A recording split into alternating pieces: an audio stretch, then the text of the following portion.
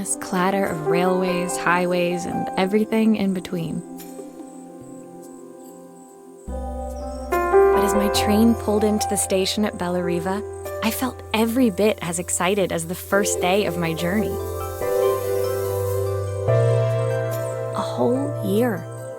It felt like a lifetime. The places I'd seen, the people I'd met, of course, the forgotten treasures I'd given a new lease of life along the way.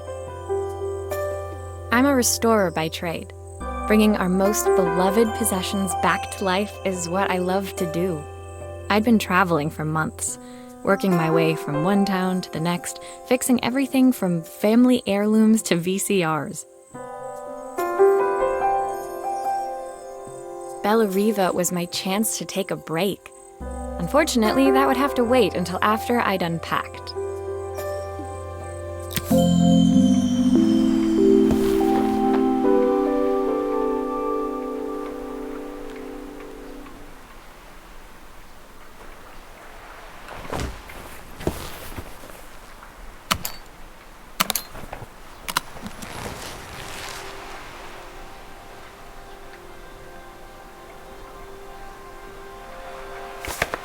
My passport. Not many blank pages left now. I saw a guitarist wearing these at a show once.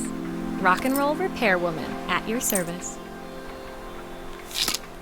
I picked up these sunglasses on my last stop. Hopefully I'm cool enough to pull them off.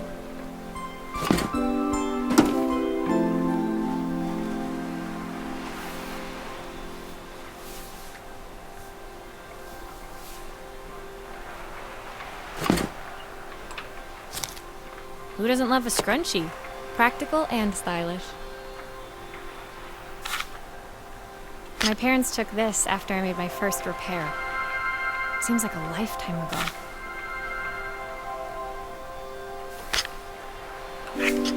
Looking forward to taking more close-ups of my fingers with this. I'll hand these out once I'm settled in. Fingers crossed they get me some work.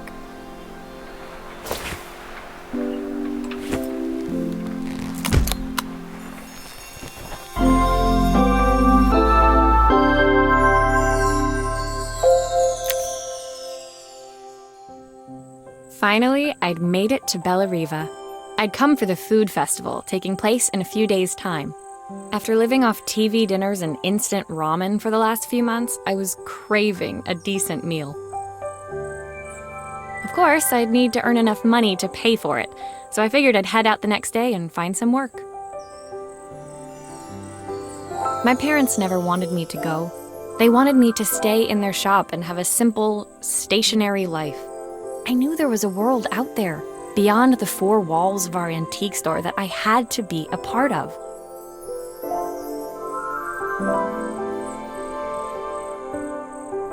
I daydreamed constantly about the weird and wonderful places each of our antiques came from.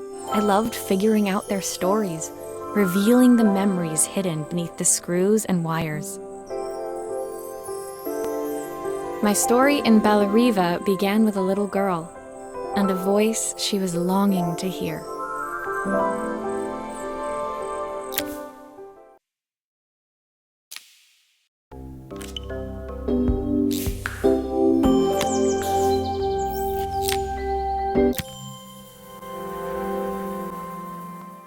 It was my first morning in Bellariva, and I couldn't wait to leave my hotel and explore. It was a quiet town, its streets and alleyways basking peacefully in the hot morning sun. In the main square, meanwhile, preparations were underway for the festival in a few days' time. As I handed out my flyers, I wondered what the people of Bellariva would need me to fix. So far, everything here seemed perfect. I was starting to worry I'd made a mistake when I felt someone tapping me on the back. Hi, I'm Izzy. Do you know how to fix things? It was a little girl, maybe 7 years old, who must have gotten hold of one of my flyers. She rummaged around in her backpack until she hauled out a battered red cassette deck.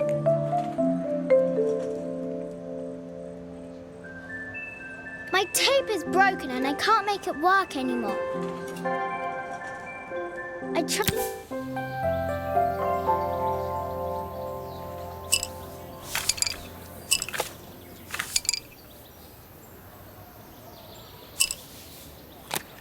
Why did you do that?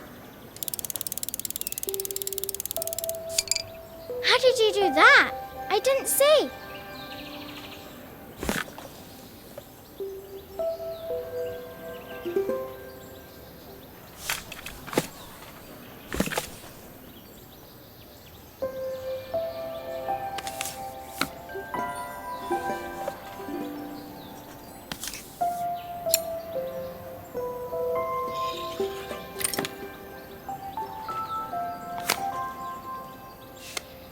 Aha!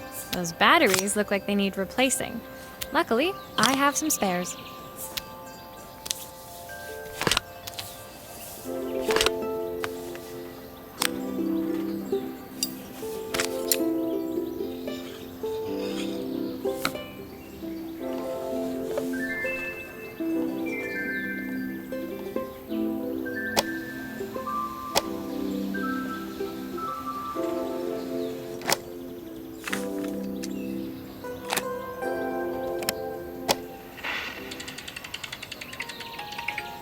Will you dream a dream for me? If I sit by your side and hold you so tight, know that I will always love you, even though we both know that we must say goodnight. Good night, my darling.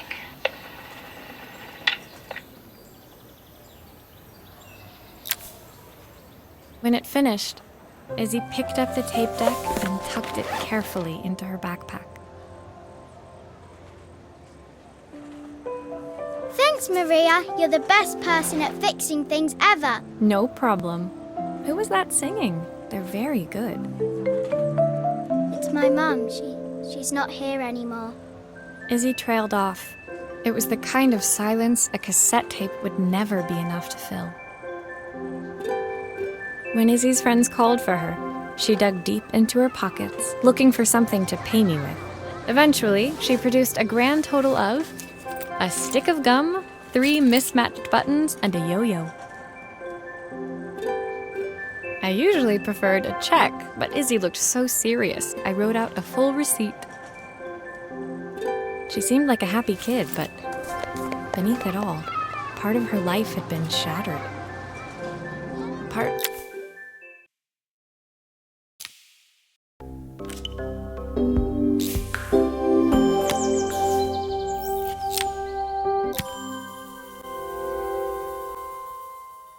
My first repair complete, I spent the rest of the day doing small jobs in and around the square. I was exhausted when I got back to my hotel and found a message asking me to make one more visit.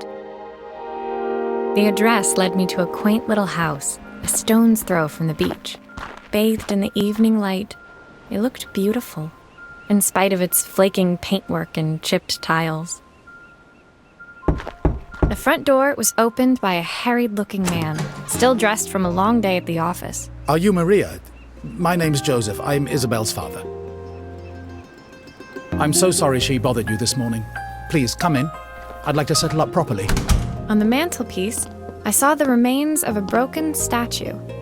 Without thinking, I picked up a fragment. Ah, my father's statue. What's left of it, at least. Yet another way I'd have disappointed him. It's a...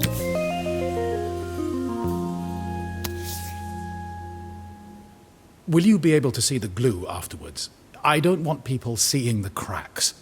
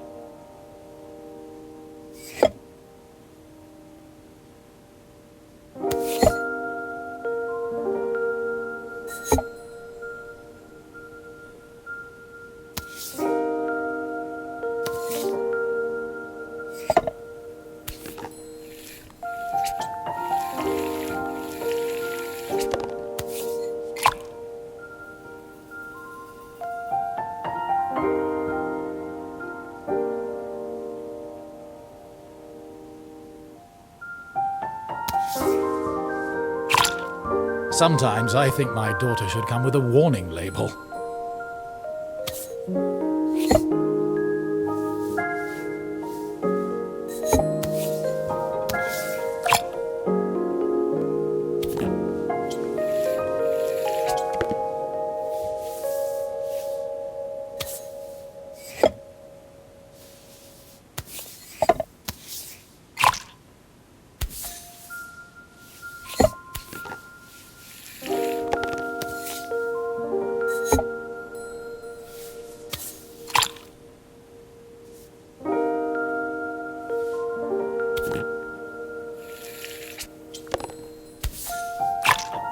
Is this glue really strong enough to hold everything together?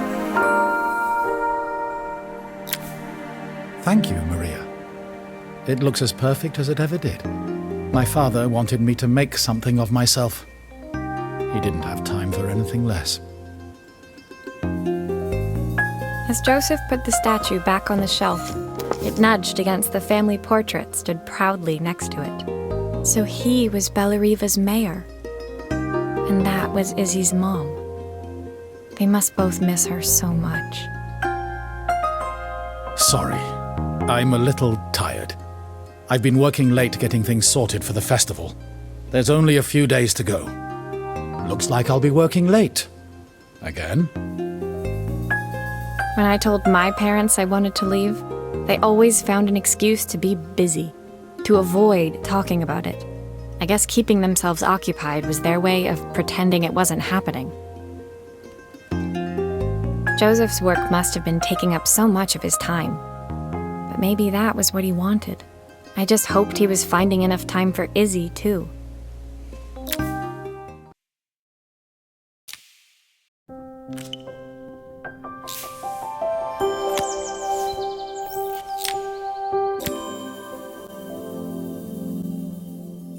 My second day in Bellariva dawned bright and clear, another beautiful sunny morning. Walking into town, I passed cafes overflowing with customers cradling their morning coffees. I stopped, breathing in the smell of roasted coffee beans and freshly baked pastries. I was about to go inside when the owner of Carmen's, the cafe next door, stopped me. Hello, Maria? Were you here yesterday handing out flyers? I have a job for you. Her place was petite, tucked between its competitors as if hoping they wouldn't notice. Judging by the empty tables inside, though, her potential customers hadn't noticed it either. It's a bit slow today, but we're just getting started. I'm sure it'll pick up soon. As Carmen chatted, she walked over to the counter and returned with an old rotary phone. At least I've got plenty of time to practice my recipe for the festival. It's a new special I've been working on. I was hoping to call my sister for some, seasoning tips, but it won't connect. Can you see if you can figure out what's wrong?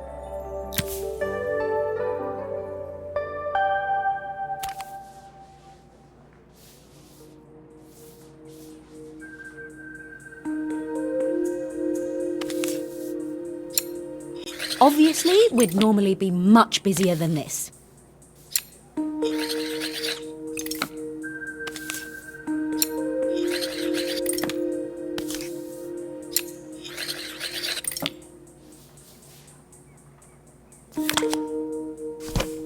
You can fix it, can't you? I can't afford to replace it.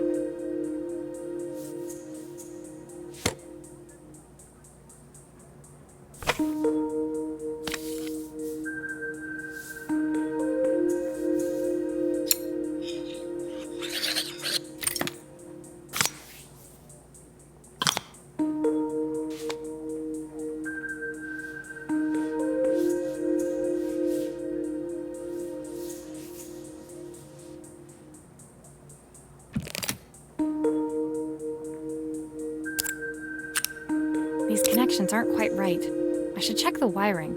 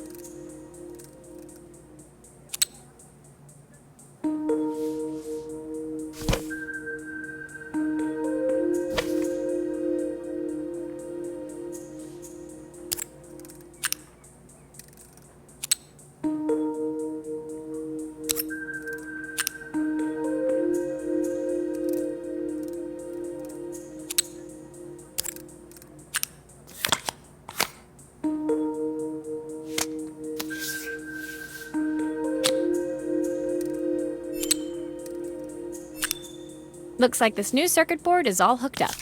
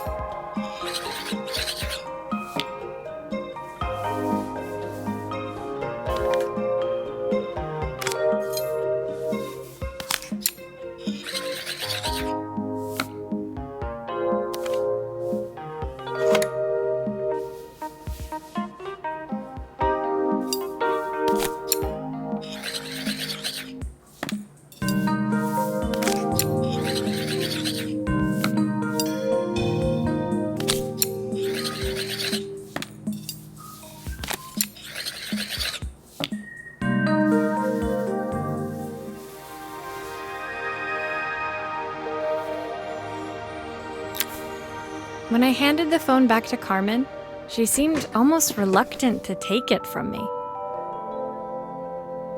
So it's all working now, is it? I don't have to leave it to dry or let it cool down?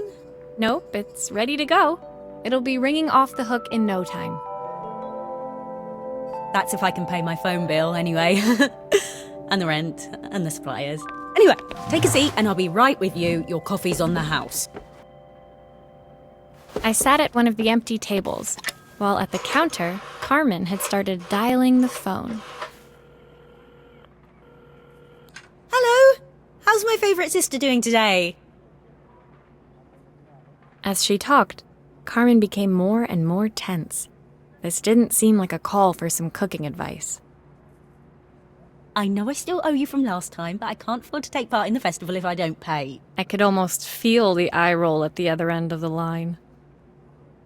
You don't need to be here, though. Can't you just put the check in the post? When the call ended, Carmen brought me my coffee, her hands trembling. Sorry about that. My sister's decided to fly in for a visit. Oh, God, I have to get ready. Actually, I might have another job for you. Can you come by tomorrow?